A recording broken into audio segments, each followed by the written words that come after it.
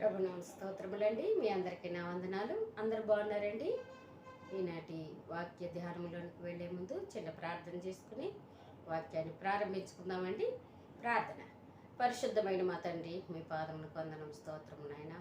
గొప్ప దేవుడిగా, మా తండ్రిగా, మా ప్రభువుగా, మా రక్షకుడిగా, మాకు చాలిన దేవుడిగా మీరున్నందుకు వందనాలు. వాక్యమైన దేవ, వాక్యం ద్వారా మాతో మాట్లాడి మమ్మల్ని బలపరచమని మీకే వందనాలు చెల్లిస్తూ యేసుక్రీస్తు పరిశుద్ధ నామమున ప్రార్థించి ప్రారంభించుకొంచున్నాం తండ్రి. ఆమేన్. ఆదికాండము 31వ అధ్యాయాన్ని ధ్యానించుకుందామండి. 1 నుంచి 30 వచనాలు ధ్యానించుకుందామండి. 1వ వచనము, లాబాను కుమారులు తన తండ్రికి కలిగినది యావత్తును యాకోబు తీసుకొని తన తండ్రికి కలిగిన దాని వలన ఈ యావదాస్తి సంపాదించినని చెప్పుకొనిన మాటలు యాకోబు వినెను. ఇక్కడ చూడండి, లాబాను కుమారులు మాట్లాడుకుంటున్న మాటలు మరి యాకోబు విన్నట్లుగా ఇక్కడ మనము వాక్య భాగంలో చూస్తున్నాం. తన తండ్రికి సంబంధించిన యావదాస్తిని యాకోబు తీసుకున్నట్లుగా కుమారులు మాట్లాడుకుంటున్న మాటలు యాకోబు విన్నట్లుగా ఇక్కడ వాక్య భాగంలో చూస్తున్నాం. 2-3 వచనాలు చూసినట్లయితే, మరియు అతడు లాబాను ముఖం చూసినప్పుడు అది నిన్న మొన్న ఉండినట్లు అతని ఎడల ఉండలేదు. అప్పుడు యెహోవా, నీ పితరుల దేశమునకు నీ బంధువుల యొద్దకు తిరిగి వెళ్ళుము, నేను నీకు తోడై ఉండేదనని యాకోబుతో చెప్పగా. ఇక్కడ మనం వాక్య భాగంలో చూసినట్లయితే మరి ఇక్కడ ఈ పితరుల దేశమునకు నీ బంధువుల యొద్దకు తిరిగి వెళ్ళమని దేవుడు యాకోబుతో మాట్లాడుతున్నట్లుగా ఇక్కడ మనము చూడవచ్చు. నేను నీకు తోడై ఉండేదనని దేవుడే మాట్లాడిన మాటలుగా మనము వాక్య భాగంలో చూడవచ్చు. ఆదికాండము 28వ అధ్యాయము 15వ వచనములో, ఇదిగో నేను నీకు తోడై ఉండి నీవు వెళ్ళు ప్రతి స్థలమందు నిన్ను కాపాడుచు ఈ దేశమునకు నిన్ను మరలా రప్పించదను, నేను నీతో చెప్పినది నెరవేర్చే వరకు నిన్ను విడువనని చెప్పగా. ఇక్కడ వాక్య భాగంలో అక్కడ మాట్లాడినట్టుగా 28వ అధ్యాయంలో మాట్లాడినట్లుగా ఇప్పుడు దేవుడు మాట్లాడుతూ ఉన్నాడు. నేను నీకు తోడై ఉన్నాను కాబట్టి నీ స్వదేశం, నీ పితరుల దేశమునకు నీ బంధువుల యొద్దకు వెళ్ళమని దేవుడే మాట్లాడినట్లుగా ఇక్కడ వాక్య భాగంలో మనము చూస్తూ ఉన్నాం. యాకోబు పొలములో తన మంద యొద్దకు రాహేలును లేయాను పిలువనంపి వారితో ఇట్లనెను, మీ తండ్రి కటాక్షము నిన్న మొన్న నా మీద ఉండినట్లు ఇప్పుడు నా మీద ఉండలేదని నాకు కనబడుచున్నది.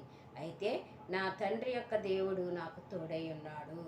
ఇక్కడ చూడండి, యాకోబు తన యొక్క భార్యలతో మాట్లాడుతూ, మరి నీ తండ్రి యొక్క ముఖము నిన్న మొన్న ఉన్నట్లుగా లేదు, మరి ఇప్పుడు చూసినట్లయితే నా మీద నిన్న మొన్న ఉన్నంత ప్రేమగా లేదని అతని ముఖమే తెలియజేస్తుందని చెప్తూ నా తండ్రి యొక్క దేవుడు అంటున్నాడు.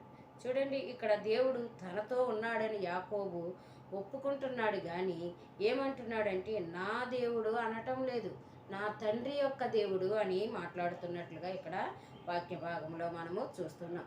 ఆదికాండం 30:30లో మనం చూసినట్లయితే, నేను రాక మునుపు నీకుండినది కొంచెమే, అయితే అది బహుగా అభివృద్ధి పొందెను, నేను పాదము పెట్టిన చోటల్లో యెహోవా నిన్ను ఆశీర్వదించెను, నేను నా ఇంటి వారి కొరకు ఎప్పుడు సాంపత్యం చేసుకొందునెను. ఇక్కడ చూడండి, యెహోవా నన్ను బట్టి నిన్ను ఆశీర్వదించారని యాకోబు చెప్తున్న మాటలు 6-7 వచనాల్లో మనం చూసినట్లయితే, మీ తండ్రికి నా యావశక్తితో కొలువు చేసి తినని మీకు తెలిసే ఉన్నది, మీ తండ్రి నన్ను మోసపుచ్చి 10 మార్లు నా జీతం మార్చాను, అయినను దేవుడు అతను నాకు హాని చేయనీయలేదు. ఇక్కడ మనం చూసినట్లయితే యాకోబు 10 మార్లు యాకోబు జీతాన్ని మార్చినట్లుగా యాకోబు చెప్తూ ఉన్నాడు. అంతేకాదండి, ఇంకా మనం చూసినట్లయితే లాబాను యాకోబును మోసగించిన 2 సందర్భాలు మనకి కనబడుతున్నాయి. కానీ అంతకన్నా ఎక్కువ సార్లే మోసగించాడని మరి నష్టాన్ని గురించి ఇక్కడ చెప్తున్నట్లుగా వాక్య భాగంలో మనము చూడవచ్చు. దేవుడు అనుమతిస్తేనే తప్ప దేవుని పిల్లలకు ఎవరు హాని చేయలేరని యాకోబును బట్టి మనకి తెలుస్తుంది. కాబట్టి ఇక్కడ 8వ వచనంలో 7వ వచనంలో 10 మార్లు మార్చినవని చెప్తున్నప్పటికీ కూడా దేవుడు యాకోబును దీవించెనని మనము గమనించగలం. అతడు పొడలు గలవి నీ జీతమగునని చెప్పిన ఎడల అప్పుడు మందలనియు పొడలు గలవి పిల్లల్ని నేను చారలు గలవి నీ జీతమగునని చెప్పిన ఎడల అప్పుడు మందలనియు చారలు గల పిల్లలు ఈనెను. అట్లు దేవుడు మీ తండ్రి పశువులను తీసి నాకు ఇచ్చెను, అదంతా చేసినది దేవుడని తన ఉపాయాలు కాదని యాకోబు ఇప్పుడు ఒప్పుకుంటున్నట్లుగా వాక్య భాగంలో మనము చూస్తూ ఉన్నాం. ఇంకా చూసినట్లయితే 10, 11 వచనాల్లో మందలు చూలు కట్టు కాలమున నేను స్వప్నమందు కన్నులెత్తి చూడగా గొర్రెల దాటు పొట్టేళ్లు చారలైనను పొడలైనను మచ్చలైనను గలవైండెను. మరియు ఆ స్వప్నమందు దేవుని దూత యాకోబు అని నన్ను పిలువగా చిత్తం ప్రభు అని చెప్పి తిని కల వచ్చినట్లుగా ఇక్కడ వాక్య భాగంలో మనము చూస్తున్నాం. యాకోబు మరలా కలగన్నట్లుగా ఇక్కడ వాక్య భాగంలో మనము చూస్తూ ఉన్నాం. అక్కడ దేవుని దూత అతనితో మాట్లాడినట్లుగా ఇక్కడ వాక్యములో మనము చూస్తున్నాం. ఇంకా మనం చూసినట్లయితే 12, 13 వచనాల్లో అప్పుడు ఆయన నీ కన్నులెత్తి చూడము, గొర్రెలను దాటుచున్న పొట్టేళ్లన్నీ చారలైనను పొడలైనను మచ్చలైనను కలవి ఏలి అనగా లాభాను నీకు చేయుచున్నది యావత్తును చూసి తిని. 13వ వచనం నీవెక్కడ స్తంభం మీద నూనె పోసితువో ఎక్కడ నాకు మొక్కుబడి చేసితువో ఆ బేతుడు దేవుడును నేనే. ఇప్పుడు నీవు లేచి ఈ దేశములో నుండి బయలుదేరి నువ్వు పుట్టిన దేశంలో తిరిగి వెళ్ళమని నాతో చెప్పుమనెను. బేతేలు అనగా దేవుని ఇల్లు అని ఇక్కడ మనము వాక్య భాగంలో చూస్తూ ఉన్నాం. అయితే నేనే అని దేవుడే మాట్లాడుతున్నట్లుగా ఇక్కడ మనం చూడవచ్చు. ఇక్కడ యెహోవా దూత అనగా తానే దేవుడని అంటున్నట్లుగా వాక్య భాగంలో మనము చూడగలం. ఇంకా మనం చూసినట్లయితే 14, 15 వచనాల్లో అందుకు రాహేలును లేయాయు ఇంకా మా తండ్రి ఎంట మాకు పాలు పంపులు ఎక్కడివి, అతడు మమ్మను అన్యులు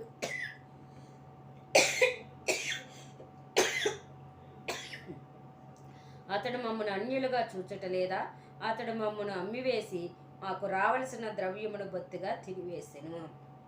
ఇక్కడ చూడండి, అందుకు రాహేలు లేయా ఇద్దరూ కలిసి మరి తన భర్త అయిన యాకోబుతో మాట్లాడుతున్నట్లుగా ఇక్కడ మనము చూడవచ్చు. అంతేకాదండి, మమ్మను అమ్మివేసి మాకు రావాల్సిన ద్రవ్యమును బొత్తిగా తినివేసెను అని బిడ్డలు చెప్తున్నట్లుగా ఇక్కడ వాక్య భాగంలో మనము చూస్తున్నాం. 16, 17, 18 వచనాల్లో మనం చూస్తే దేవుడు మా తండ్రి యొద్ద నుండి తీసివేసిన ధనమంతియు మాదియు మా పిల్లలదియు నై ఉన్నది కదా, కాబట్టి దేవుడు నీతో చెప్పినట్టెల్లా చేయమని అతనికి ఉత్తరం ఇయ్యగా యాకోబు లేచి తన కుమారులను తన భార్యలను ఒంటెల మీద నెక్కించి కానాను దేశమునకు తన తండ్రి అయిన ఇస్సాకు నద్దకు వెళ్ళుటకు తన పశువులన్నిటినీ తాను సంపాదించిన సంపద యావత్తును పదనారాములో తాను సంపాదించిన ఆస్తి యావత్తును తీసుకొని పోయాను. 19వ వచనం లాబాను తన గొర్రెల బొచ్చు కత్తిరించుటకు వెళ్ళి ఉండగా రాహేలు తన తండ్రి ఎంటనున్న గృహదేవతలను దొంగిలెను. ఇక్కడ వాక్య భాగంలో మనం చూసినట్లయితే దేవుడు చెప్పినట్లే చేయమని భార్యలు చెప్పటము, యాకోబు మరి అక్కడి నుంచి లేచి తన కుమారులను తన భార్యలను తీసుకుని ఒంటెల మీద ఎక్కించి కానాను నుంచి బయలుదేరి కానాను దేశానికి మరి బయలుదేరినట్లుగా చూస్తున్నాం. ఆ సమయంలో లాబాను ఏం చేస్తున్నాడంటే గొర్రెల బొచ్చు కత్తిరించడానికి వెళ్ళినట్లుగా మనం వాక్య భాగంలో చూస్తున్నాం. ఇంకా అంతేకాదండి, ఆ సమయంలో రాహేలు ఏం చేస్తుందంటే గృహదేవతలను తన తండ్రి ఎంటనున్న గృహదేవతలను దొంగిలించినట్లుగా ఇక్కడ వాక్య భాగంలో మనం చూస్తున్నాం. లాబానికి ఏకైక నిజదేవుని గురించి తెలిసినప్పటికీ దేవుని గురించి తెలుసు, ఎందుకంటే అతడే సాక్ష్యం చెప్తాడు, నిన్ను బట్టి దేవుడు నన్ను ఆశీర్వదించినని సాక్ష్యం చెప్తాడు. కాబట్టి లాబానికి నిజదేవుని గురించి తెలుసు, కానీ అతడు నిజదేవుని గురించి తెలిసి కూడా ఆయనను తన మరి అయినప్పటికీ అతడు ఏం చేస్తున్నాడంటే లాబాను తన ఇంట్లో విగ్రహాలను ఉంచుకుని వాటిని తమ దేవుళ్ళుగా భావిస్తూ ఉన్నాడని ఇక్కడ వాక్య భాగంలో మనము చూస్తున్నాం. ఎంత అజ్ఞానం! ఇంతకన్నా మరి అజ్ఞానం ఇంకేమన్నా ఉంటుందండి? అంత స్పష్టంగా యాకోబుని దగ్గరుండి చూస్తూ కూడా దేవుడు ఎలా దీవించాడో లాబాను చూస్తూ కూడా తన నోటితో చెప్తూ కూడా ఏం చేస్తున్నాడండి, నిజదేవుని గుర్తించలేకపోయినట్లుగా ఇక్కడ చూస్తున్నాం.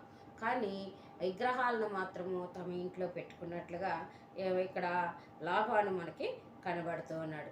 ఇంకేమిటంటే దొంగతనంగా తెచ్చుకునేందుకు కూడా వెనకాడలేదు. ఎవరినండి? ఆ విగ్రహాలను రాహేలు దొంగతనంగా తెచ్చుకోవటానికి తాను కూడా వెనకాడలేదు. భార్యలకు కూడా ఆ విషయం తెలుసు. దేవుడు నన్ను దీవించాడు, నీ తండ్రి నన్ను మోసం చేశాడు, 10 మార్లు నా జీతం మార్చాడు అని యాకోబు తన భార్యలకు చెప్పినప్పుడు వారికి కూడా ఆ విషయం తెలుసు. అయినప్పటికీ కూడా రాహేలు ఏం చేస్తుందండి, దేవతల యొక్క విగ్రహాలను తీసుకుని దాచుకున్నట్లుగా ఆమె కనబడుతుంది. రాహేలు వాటిని ఎంతగా కోరుకుందో దాన్ని బట్టి ఆమె దొంగతనం చేసినట్లుగా మనం చూడవచ్చు. ఇంకా మనం చూసినట్లయితే దొంగతనంగా తెచ్చుకునేందుకు కూడా ఆమె వెనకాడలేదు. దేవుని యొక్క సత్యాన్ని తన ప్రియ భార్యకే ఉపదేశించడానికి మరి సమయం లేనంతగా డబ్బు సంపాదనలో యాకోబు మునిగిపోయాడని మనము చూడవచ్చు. ఈ విషయం ఖచ్చితంగా చెప్పలేము, కానీ కొన్నిసార్లు చక్కగా చెప్పినా కూడా కొందరు సద్బోధన ఏం చేయరండి, తలకెక్కించుకోరనమాట. అలాంటి పరిస్థితిలో ఈ రాహేలు ఉండి ఉండవచ్చు. అయితే 20-21 వచనాల్లో మనం చూస్తే, యాకోబు తాను పారిపోవచ్చున్నానని సిరియావాడైన లాబానుకు తెలియజేయకపోవటం వలన అతను మోసపుచ్చిన వాడాయి. ఇక్కడ చూడండి, యాకోబు లాబానుతో చెప్పి వెళ్ళవలసిన వాడు. నేను నా స్వదేశానికి వెళ్తాను, నా భార్యలను, నా పిల్లలను, నా సంపదను తీసుకుని లాబానుకు చెప్పి వెళ్ళవలసిన వాడు. చెప్పకుండా మరి పారిపోవటం అనేది, వెళ్ళిపోవటం అనేది జరిగింది కనుక అతడు మరొకసారి మోసం చేసిన వాడిగా ఇక్కడ మనకి కనబడుతున్నాడు. ఇర్మియా 17:9 మనం చూస్తే అక్కడ ఒక విషయాన్ని మనం గమనించగలం. అక్కడ వాక్య భాగంలో చూస్తే, హృదయం అన్నిటికంటే మోసకరమైనది, అది ఘోరమైన వ్యాధి కలది, దాన్ని గ్రహింపగలవాడెవడు. చూసారా, యాకోబు నా దేవుడు నన్ను నా తండ్రి దేవుడు దీవించాడు, నాకు తోడై ఉన్నాడు, నన్ను కాపాడాడు అంటున్నాడు. కానీ ఇక్కడ ఏం చేస్తున్నాడండి, దేవుడు కాపాడతాడు, నాకు తోడుగా ఉంటాడు అనే విశ్వాసాన్ని చూపించలేని వాడిగా యాకోబు కనబడుతున్నాడు. అందుకనే లాభానికి చెప్పకుండా తాను వెళ్ళిపోతున్నట్లుగా ఇక్కడ మనము చూడవచ్చు. ఇంకా మనం చూసినట్లయితే, అతడు తనకు కలిగినదంతయు తీసుకుని పారిపోయాడు. అతడు లేచి నది దాటి గేలాదను కొండ తట్టు అభిముఖుడై వెళ్ళాను. గేలాదు అనగా కానానుకు తూర్పు సరిహద్దు అవతలను ఉన్న ప్రాంతముగా మనము చూడవచ్చు. 22, 23, 24 వచనాల్లో మనం చూస్తే, యాకోబు పారిపోయినని 3వ దినమున లాబానుకు తెలుపబడింది. అతడు తన బంధువులను వెంట పెట్టుకుని 7 దినముల ప్రయాణమంత దూరము అతను తరుముకొని పోయి గిలాదు కొండ మీద అతను కలుసుకున్నాను. ఆ రాత్రి స్వప్నమందు దేవుడు సిరియావాడైన లాబాను వద్దకు వచ్చి, నీవు యాకోబుతో మంచిగాని చెడ్డగాని పలుకకము జాగ్రత్త సుమి అని అతనితో చెప్పాను. చూడండి, కలలో సిరియావాడైన లాభానికి దేవుడే కనబడి, యాకోబుతో మంచిగాని చెడుగాని నువ్వు మాట్లాడకు, జాగ్రత్త అని దేవుడు హెచ్చరించినట్లుగా ఇక్కడ వాక్య భాగంలో మనము చూస్తున్నాం. 25-26 వచనాల్లో, లాబాను యాకోబును కలుసుకునేను. యాకోబు తన గుడారం ఆ కొండ మీద వేసుకుని ఉండెను. లాబానును తన బంధువులతో గిలాదు కొండ మీద గుడారం వేసుకునేను. అప్పుడు లాబాను యాకోబుతో, నీవేమి చేసితివి? నన్ను మోసపుచ్చి కత్తితో చెరపట్టబడిన వారిని వలె నా కుమార్తెలను కొనిపోవనేలా. చూసారా, ఇక్కడ యాకోబు చెప్పకపోవటం వల్ల లాభానికి అవకాశం దొరికినట్లుగా ఇక్కడ మనము చూడవచ్చు. అందుని బట్టి ఏమంటున్నాడంటే, ఇతరులను మోసగించేవారు ఇతరుల చేతిలో తామే మోసపోయినప్పుడు ఎందుకు ఆశ్చర్యపడుతున్నాడో అర్థం కావటం లేదు. లాభాను యాకోబును మోసపరిచాడు. మరి లాభాను మోసపరిచిన వాడు ఇప్పుడు లాభాను యాకోబు తన భార్యను తన పిల్లల్ని తీసుకుని వెళ్ళిపోతుంటే ఇతడు ఏం చేస్తున్నాడండి, ఆశ్చర్యపడటం మానేసి, ఆశ్చర్యపడాలి కానీ అది మానేసి ఏమంటున్నాడంటే, ఎందుకు తీసుకుని వెళ్ళిపోతున్నావు అని అడుగుతున్నట్లుగా ఇక్కడ మనము వాక్య భాగంలో చూస్తాం. 27, 28, 29 వచనాల్లో మనం చూసినట్లయితే, నీవు నాకు చెప్పక రహస్యముగా పారిపోయి నన్ను మోసపుచ్చితి వేళ, సంభ్రమంతోనూ పాటలతోనూ మధ్యలతోనూ సితారాలతోనూ నిన్ను సాగనంపుదిని. అయితే నీవు నా కుమారులను నా కుమార్తెలను నన్ను ముద్దు పెట్టుకొని నీయక పిచ్చి పట్టి ఇట్లు చేసితివి. 29, మీకు హాని చేయుటకు నా చేతనవును. అయితే పోయిన రాత్రి మీ తండ్రి యొక్క దేవుడు, నీవు యాకోబుతో మంచిగాని చెడుగాని చెడ్డగాని పలుకకము, జాగ్రత్త సుమి అని నాతో చెప్పాను. ఇక్కడ మనం చూసినట్లయితే లాభాను మాట్లాడుతున్నాడు, నేను నా కుమారులను ఇంకా నా కుమార్తెలను ముద్దు పెట్టుకొని నేను ఇంకేం చేస్తాను, పాటలతోనూ మధ్యలతోనూ సంబరాలతోనూ సితారాలతోనూ నేను సాగనంపుదును. అయితే నీకు పిచ్చి పట్టిందా, నాకు చెప్పకుండా వెళ్ళిపోతున్నావు? అయితే నిన్ను ఏమైనా చేయగలను, కానీ రాత్రి కలలో నీ తండ్రి దేవుడు నాకు కనబడి మంచి కానీ చెడు కానీ యాకోబుతో పలకకు, జాగ్రత్త సువి అని హెచ్చరించినట్లుగా అతడు ఇక్కడ వాక్యములో తెలియపరుస్తున్నాడు. అప్పుడు 30వ వచనములో, నీ తండ్రి ఇంటి మీద బహువాంఛ గలవాడివే, ఎల్లగోరిన ఎడల వెళ్ళుము, నా దేవతల నేల దొంగించుతు అనగా ఇక్కడ చూడండి, ఇక్కడ అసలు విషయానికి వచ్చినట్లుగా ఇక్కడ మనము చూడవచ్చు. దొంగతనానికి గురిగా గల దేవతలు ఏం దేవతలు అండి అయ్యి? నిజంగా దేవుడు దేవతలు అయితే వారిని ఎవరైనా దొంగతనం చేయగలరండి? నేటి దినాల్లో కూడా మనం చాలా వార్తల్లో గట్లా చాలా విషయాల్లో చూస్తూ ఉంటాం. ఏమంటే ఆ విగ్రహాలను, విలువైన విగ్రహాలను ఎత్తుకుపోతున్నారు, ఎత్తుకుపోయారు, గుళ్ళో నగలు ఎత్తుకుపోయారు, అవి ఇవి అని చెప్తూ ఉంటారు. అసలు విగ్రహాలను ఎత్తుకుపోయే దొంగలు కూడా ఉన్నట్లుగా ఇక్కడ రాహేలుని చూస్తే మనకి అర్థమవుతుంది. కాబట్టి ఇలాంటి పరిస్థితులు నేటి దినాల్లో కూడా ఎదురవుతున్నట్లుగా మనము వాక్య భాగంలో చూడవచ్చు. ఇంకా మనం చూసినట్లయితే మరి 1 నుంచి మనం చూస్తే యాకోబు రహస్యంగా బయలుదేరాడని 1 నుంచి 21 వచనాల్లో మనం చూస్తున్నాం. అయితే కుటుంబాల గురించి మరియు వారి జీవితాలను ఎలా గడుపుతుంది అనే దాని గురించి చాలా మాట్లాడుతూ బైబిల్ మనకు తెలియపరుస్తున్నట్లుగా మనం చూడవచ్చు. అయితే ఇది చాలా కాలం క్రితం ప్రపంచంలో జరిగిన పెద్ద సంఘటనల గురించి ఎక్కువగా మాట్లాడదు. మంచిగా ఉండాలో, దేవుని ప్రేమించాలో, ఇతరులను ఎలా సహాయం చేయాలో బైబిల్ ప్రజలకు బోధిస్తుంది. కొందరు వ్యక్తులు నిజంగా స్వార్థపరులు మరియు ఇతరులను బాధ పెట్టినప్పటికీ తమ గురించి మాత్రమే శ్రద్ధ వహిస్తారు. ఇక ఇది మంచిది కాదు మరియు అసూయ మరియు ఇతర చెడు విషయాలకు దారితీస్తుందని దీనిని మనము గమనించగలం. కొంతమంది డబ్బు మరియు వస్తువుల గురించి చాలా శ్రద్ధ వహిస్తారు.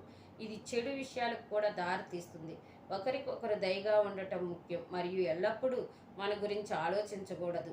కొన్నిసార్లు మనం సంతోషంగా లేనప్పుడు మనం అసూయపడవచ్చు లేదా ఇతరులతో వాదించవచ్చు, కానీ మనల్ని సంతోషపరిచే అంశాలు ఉన్నాయి. మనం మొదటి స్థానంలో ఉండటానికి ప్రయత్నించాలి. మనం కదిలినప్పుడల్లా దేవుడు మనతో ఏం చేయమని చెప్పాడో గుర్తించుకోవాలి మరియు అతను మనతో ఉంటాడని నమ్మాలి. మనం భయానక పరిస్థితులను ఎదుర్కోవచ్చు, కానీ మనం దేవునికి సన్నిహితంగా ఉన్నట్లు భావించిన సమయాల గురించి ఆలోచిస్తే మనకు మంచి అనుభూతి కలుగుతుంది. మరియు మనం దేవునికి చేసిన వాగ్దానాలను గుర్తించుకోవాలి మరియు వాటిని నిలబెట్టుకోవటానికి ప్రయత్నం చేయాలి. ప్రయత్నం చేయకుండా దేవుడు చేసిన మేలులను తలంచుకోకుండా ఉండకూడదని దేవుని వాక్యం సెలవిస్తుంది.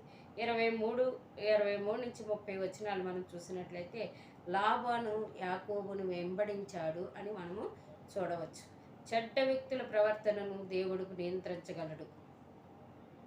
వారు తనను నిజంగా ప్రేమించకపోయినా కొన్నిసార్లు చెడ్డ వ్యక్తులు మంచిగా నటిస్తారని మనం గమనించాలి.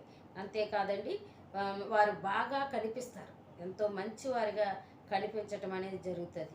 ఇంకా లాబాను తన వస్తువులను దేవతలని పిలవడానికి ఎర్రివాడు కాబట్టి అలాగా వస్తువులను ఏమని చెప్తున్నాడండి, దేవతలు అని చెప్తున్నట్లుగా మనం చూడవచ్చు. ఎందుకంటే అవి దొంగిలించబడ్డాయి కనుక శత్రువులు మన వస్తువులను దొంగిలించవచ్చు, కానీ వారు దేవునిపై మనకున్న నమ్మకాన్ని తీసివేయలేరని మనము గమనించాలి. దేవునిపై ఆధారపడిన వారు ఏమి జరిగినా దేవునిపైనే ఆనుకుని ఉంటారని వాక్యం మనకి తెలియపరుస్తుంది. తాను చేయని పనులకు లాబాను యాకోబును నిందించాడు, కానీ సహాయం కోసం దేవుణ్ణి అడగటం పర్వాలేదు, కానీ మనం ఇంకా గౌరవంగా ఉండాలి.